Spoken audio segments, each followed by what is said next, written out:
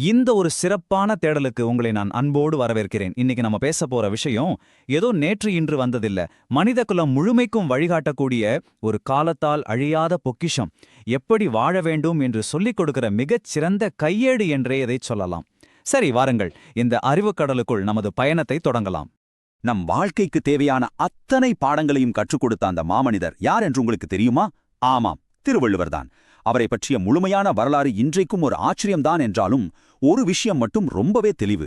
சமணர்கள், இந்துக்கள், கிறிஸ்தவர்கள் என பல தரப்பினரும் இது எங்களுக்கான நூல் என்று உரிமை கொண்டாடும் அளவுக்கு எல்லாருக்குமான வாழ்வியல் நெறிகளை இந்த ஒற்றை நூலில் அவர் கொடுத்திருக்கிறார்.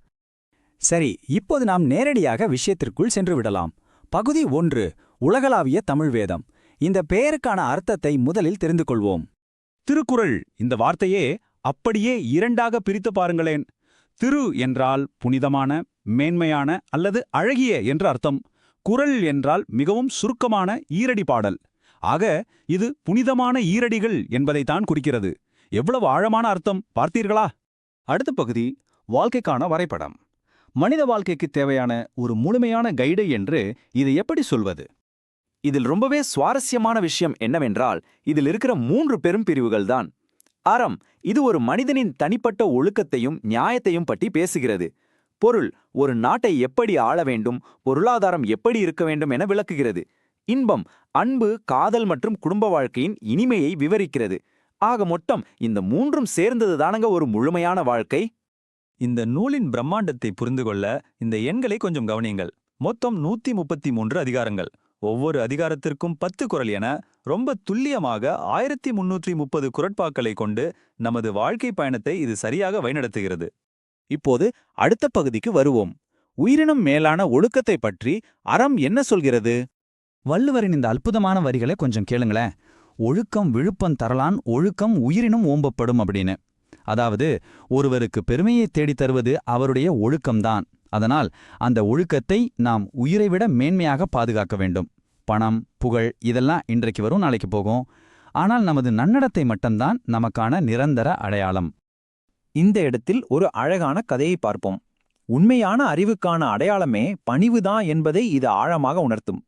ரகுநாதன் என்று ஒரு மிகப்பெரிய அறிஞர் இருந்தார். அவர் ஒரு அரசபையில் வாதம் செய்ய சென்றபோது அங்கே ஒரு முனிவர் அமைதியாக கோவில் படியை பெருக்கிக் கொண்டிருப்பதை பார்க்கிறார்.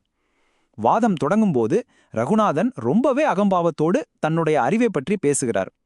ஆனால் அந்த முனிவரோ மிகவும் பணிவாக, அறிவு என்பது எல்லையற்றது, அதில் நாம் அனைவருமே மாணவர்கள்தான் என்று சொல்கிறார். அந்த ஒரு நிமிடத்திலேயே ரகுநாதனுக்கு தன்னுடைய அகந்தை புரிந்துவிட்டது.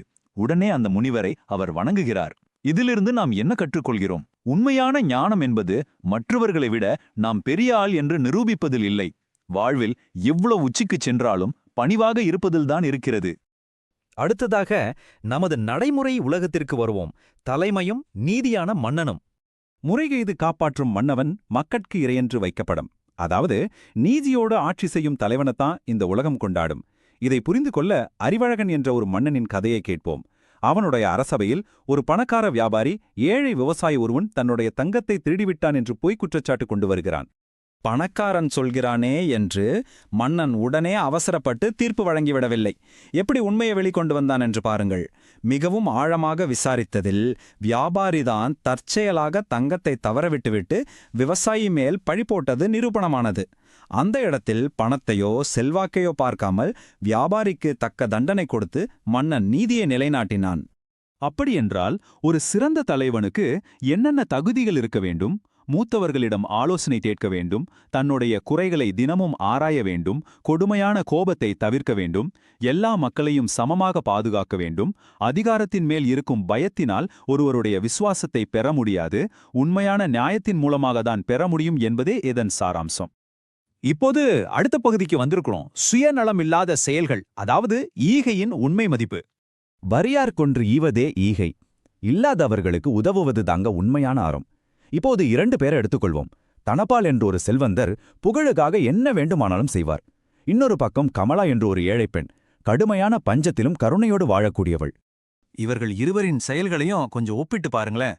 தனபால் தனக்கு நல்ல பெயர் கிடைக்க வேண்டும் என்பதற்காக ஒரு பிரம்மாண்டமான கோவிலை கட்டுகிறார். ஆனால் அங்கே பசியோடு இருக்கும் யாருக்கும் உணவில்லை. ஆனால் கமலாவோ தன்னிடமிருந்த கடைசி பிடி அரிசியை கொண்டு பசியால் துடித்த ஒரு குழந்தைக்கு உணவளிக்கிறாள். வெறும் பகட்டுக்காக ஒரு செல்வந்தன் செய்யும் செயலுக்கும் உயிரை காப்பாற்றும் ஒரு ஏழை பெண்ணின் கருணைக்கும் எவ்வளவு பெரிய வித்தியாசம் பாருங்க. இதன் முடிவு எவ்வளவு அழகாக அமைந்தது தெரியுமா? கமலா காப்பாற்றிய அந்த குழந்தை பின்னாளில் வளர்ந்து பல்லாயிரக்கணக்கான மக்களுக்கு உதவும் ஒரு சிறந்த ஆட்சியாளராக மாறியது. அன்போடு செய்யப்படும் ஒரு சிறிய உதவி பிரம்மாண்டமான செல்வத்தை விட பல மடங்கு பெரிய தாக்கத்தை ஏற்படுத்தும் என்பதற்கு இதுதான் மிகச்சிறந்த சாட்சி. சரி, இப்போது இறுதியான பகுதிக்கு வருவோம்.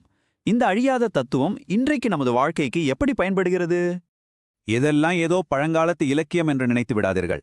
இன்றைக்கு நமது உணர்ச்சிகளை எப்படி சரியாக கையாள்வது, அலுவலகத்திலும் வீட்டிலும் வரக்கூடிய பிரச்சனைகளை எப்படி நியாயமாக தீர்ப்பது, மற்றவர்கள் சொல்வதை காது கொடுத்து எப்படி கேட்பது, முக்கியமாக நமது கோபத்தை எப்படி கட்டுப்படுத்துவது, இதற்கெல்லாமே திருக்குறள் ஒரு மிக சிறந்த கருவியாக இருக்கிறது.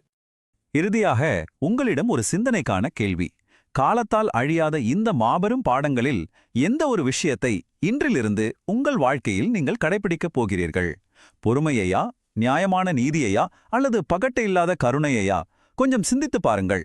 இந்த மகத்தான அறிவை நெஞ்சில் சுமந்து கொண்டு உங்கள் வாழ்வை இன்னும் சிறப்பாக மாற்றுங்கள். இவ்வளவு நேரம் இந்த உரையை கேட்டதற்கு மிக்க நன்றி.